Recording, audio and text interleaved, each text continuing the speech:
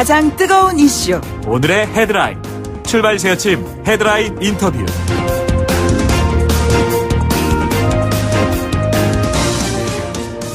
네, 5.18 민주화 운동 이제 이틀, 3일 남았습니까? 예. 전두환 전 이틀 남았네요. 전두환 전 대통령이 5.18 민주화 운동 당시에 계엄군 발포 직전에 광주를 방문했다. 그리고 사살 명령을 했다. 광주 학살 진상규명을 위한 중요한 증언들이 5.18 민주화 운동 39주년을 앞두고 나오고 있습니다. 관련 증언자들의 기자회견을 주관한 더불어민주당의 박광원 최고위원을 연결하겠습니다. 의원님 안녕하십니까?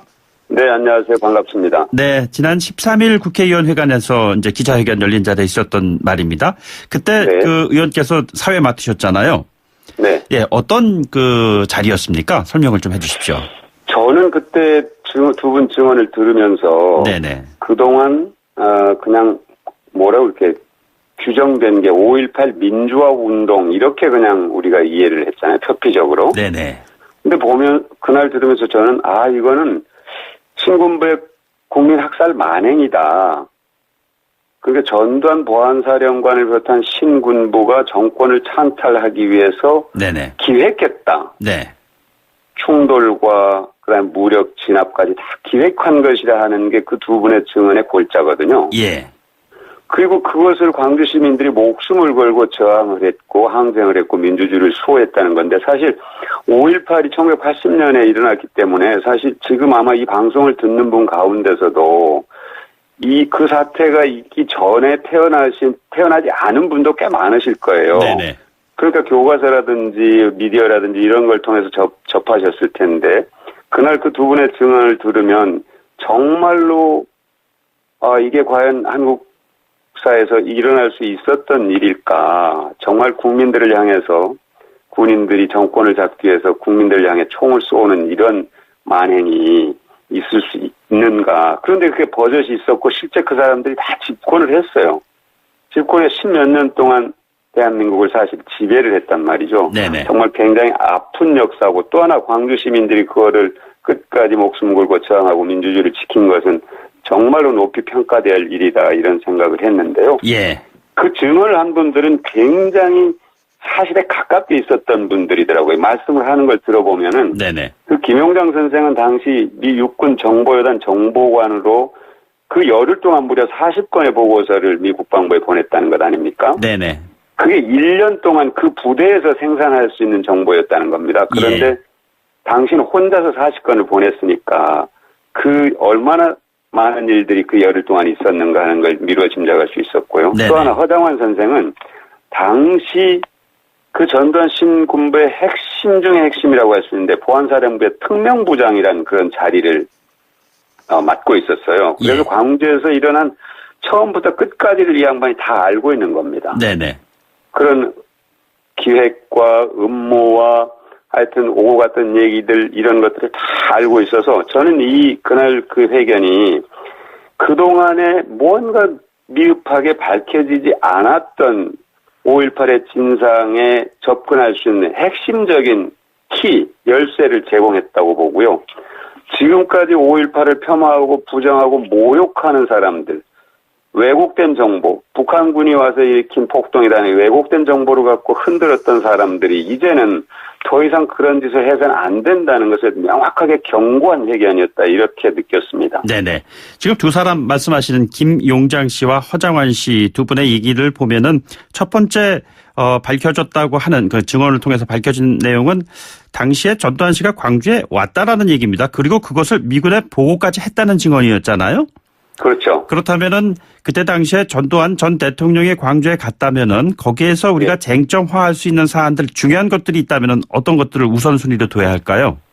핵심은 지금까지 전두환 씨는 자기가 광주에 간 적 없다고 증언을 얘기했죠. 하고 얘기를 하고 있거든요. 해거록에서도 그렇고 재판에서도 그런데 이 두 사람은 그때 당시 광주에서 일어났던 보안사령부를 중심으로 한 그런 기획, 시나리오 이것에 가장 가깝게 접근해 있었던 사람들인데 이분들이 본 것은 움직일 수 없는 사실이다. 그것이 5월 21일 12시 무렵이고 그 네네. 장소는 K57 이건 이제 전투 비행단의 이름인데요. 네네. 광주 전투 비행단에 왔다. 그리고 거기서 회의를 했다. 이게 이제 얘기인데 그리고 나서 1시간 뒤에 도청 앞에서 사격이 이루어졌고 그 사격으로 광주 시민들이 이제 쓰러진단 말이죠. 네네.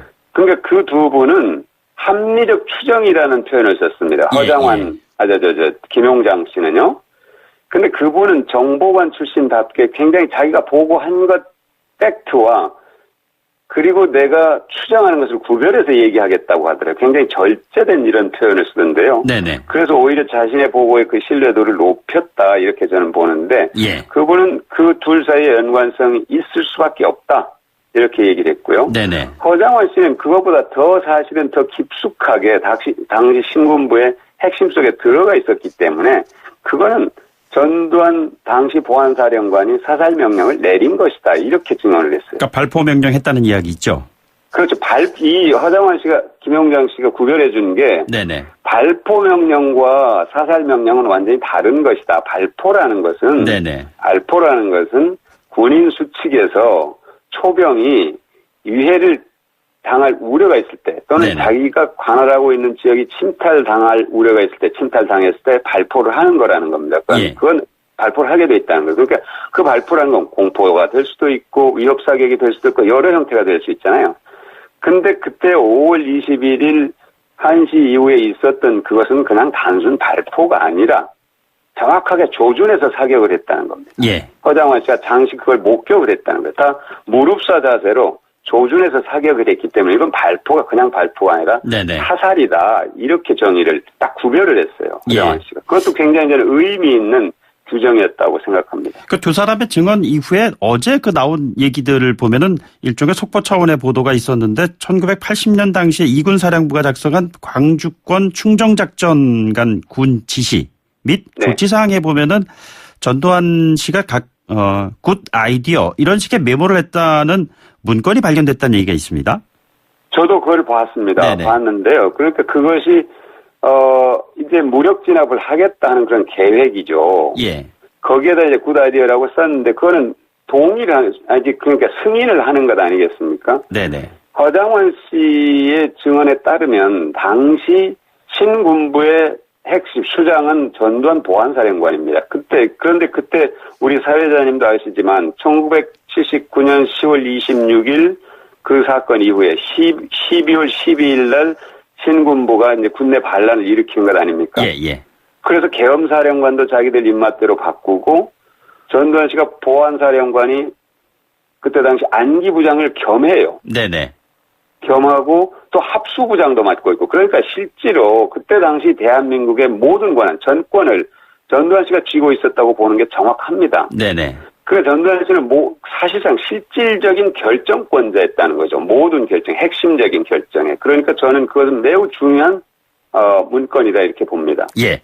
결국엔 이 같은 내용들이 국회에서 진상조사를 통해서 매듭 지어져야 하는데 지금 진상조사위원회 출범도 못하고 출발도 못하고 있지 않습니까?